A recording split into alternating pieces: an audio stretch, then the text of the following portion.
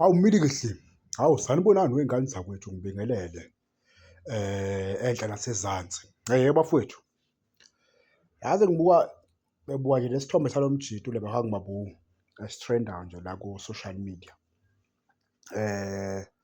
Engicabanga ukuthi umjida ubuhlungu bubhalwe emehlweni.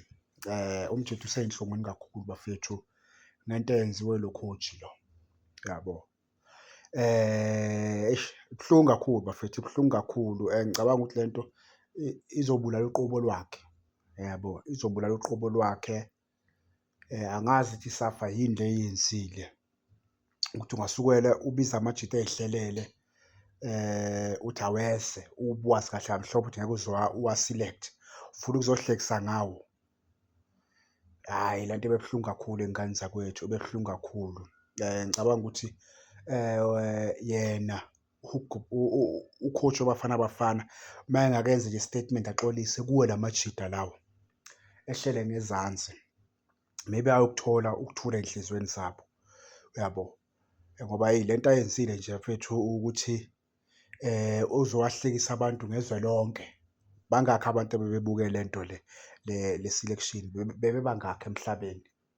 Phambi kwa-president wesiphathi uzobahlekisa.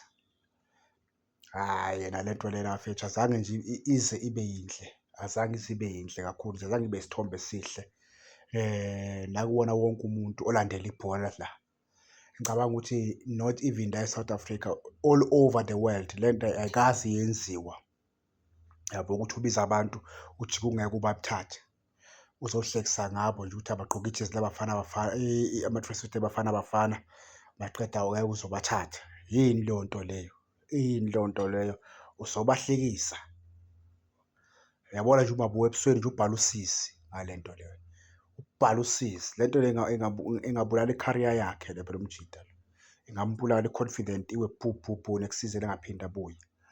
Ngento encane nje, ngento encane kakhulu ebingalungiseka ngendlela e-right, kodwa u-coach wakhetha ukwenza ngendlela yakhe ebona ukuthi iyona e-right. Ngibonge ngane zakwethu.